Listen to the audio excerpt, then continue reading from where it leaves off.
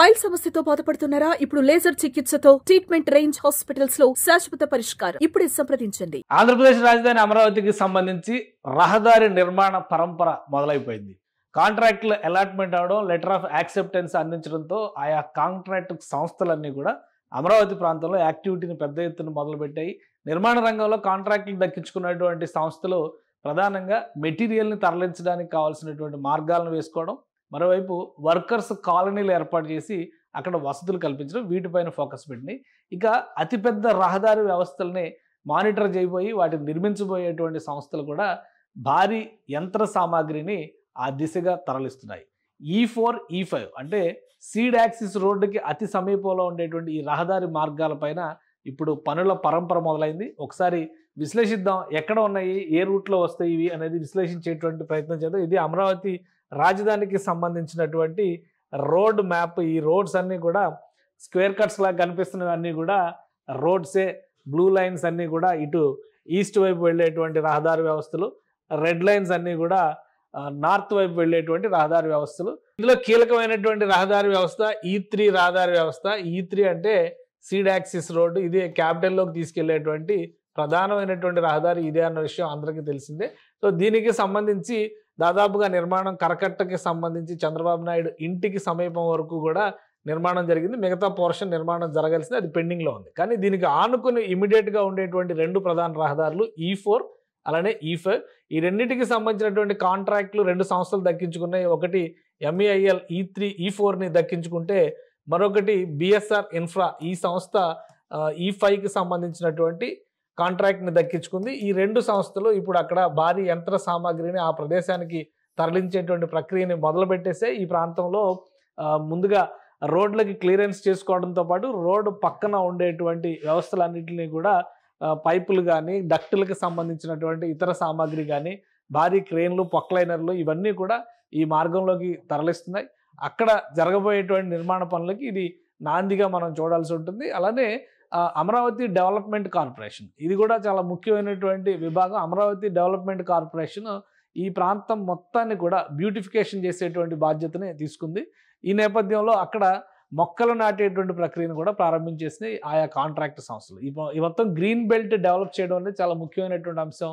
ప్రారంభోత్సవ కార్యక్రమాలకు సంబంధించి, అంటే పనుల ప్రారంభోత్సవ కార్యక్రమాలకు సంబంధించి ప్రధాని నరేంద్ర మోడీని ఆహ్వానిస్తున్నటువంటి నేపథ్యంలో కీలకమైనటువంటి E3, E4, E5 ఈ మూడు వ్యవస్థలని, మూడు మార్గాలని కూడా డెవలప్ చేసేటువంటి ప్రక్రియ పైన ఈ కాంట్రాక్ట్ సంస్థలు దృష్టి పెట్టినాయి. ప్రధానమంత్రి వచ్చినా, ఎవరు అతిథులు వచ్చినా, విఐపీలు ఎవరు వచ్చినా కానీ ఈ మార్గాల్లో నుంచే వస్తారు. కాబట్టి ముందుగా ఈ రహదారులకు సంబంధించినటువంటి కాంట్రాక్టుల్ని ఫైనల్ చేసింది రాష్ట్ర ప్రభుత్వం, CRDA.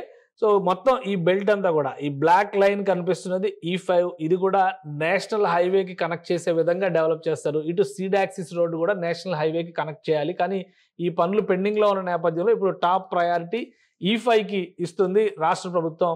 562 కోట్ల రూపాయలతో ఈ ప్రాజెక్ట్ని BSR ఇన్ఫ్రా దక్కించుకుంది. ఆ సంస్థ దీనికి సంబంధించినటువంటి డెవలప్మెంట్ యాక్టివిటీని మొదలుపెట్టింది. ఇక E4 అంటే E3 తర్వాత కనబడేటువంటి మార్గం ఇది E4కి సంబంధించి చూస్తే కూడా 514 కోట్ల రూపాయల వరకు దీనికి వాల్యూమ్ కనిపిస్తుంది.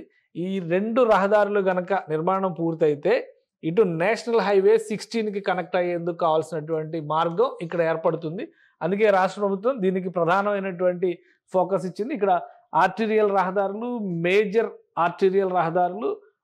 ఆర్టీరియల్ రహదారుల కేటగిరీలో E5 వస్తుంది.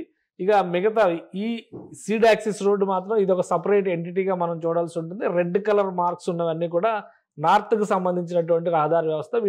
వీటికి కూడా కాంట్రాక్టులు ఫైనలైజేషన్గా అయింది, కానీ ఇంకా పనులకి సంబంధించి అక్కడ ప్రక్రియ మొదలవ్వాలి. ఇక ఈ E4 అనేది ప్రత్యేకంగా సబ్ ఆర్టీరియల్ రోడ్డు కింద దీన్ని డెవలప్ చేస్తున్నారు. అందుకనే ఇది పూర్తిగా నేషనల్ హైవే దాకా వెళ్ళదు, కేవలం అమరావతి ప్రాంతంలో అంటే ఉండవల్లి ప్రదేశానికి కనెక్ట్ అయి మాత్రమే ఆగిపోతుంది. సో మొత్తం మీద అమరావతిలో పనుల హడావిడి, హల్చల్ మొదలైంది.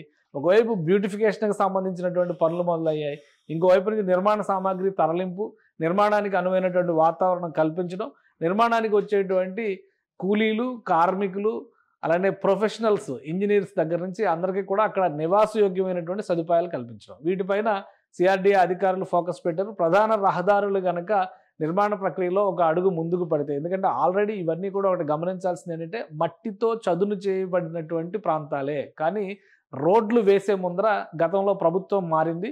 ఆ పనులు అక్కడితోనే ఆగిపోయినాయి. కొన్ని చోట్ల రోడ్లు తవ్వుకెళ్ళిపోయి మట్టి పట్టుకెళ్ళిపోయినటువంటి దాఖలాలు కూడా ఉన్నాయి. ఇప్పుడు అవన్నీ కూడా సెట్ చేసి ఆయా మార్గాల్లో వచ్చేటువంటి డ్రైనేజ్, వాటర్, ఎలక్ట్రిసిటీ ఈ పైప్ లైన్ల వ్యవస్థను మొత్తాన్ని కూడా సమన్వయం చేసుకుంటూ రహదారి నిర్మాణ ప్రక్రియను చేపడతారు. ఈ రహదారులకి అటు ఇటు కూడా చెట్ల పెంపకం, మొక్కల పెంపకం, గ్రీన్ బెల్ట్ల డెవలప్మెంట్, సుందరీకరణ పనులు కూడా ప్యారలల్గా అమరావతి డెవలప్మెంట్ కార్పొరేషన్ కాంట్రాక్ట్లు ఇచ్చినటువంటి సంస్థలు ప్రారంభించేస్తున్నాయి. సుమన్ టీవీలో మీ పర్సనల్ అండ్ బిజినెస్ ప్రమోషన్స్ కోసం కింది నెంబర్కి కాంటాక్ట్ చేయండి.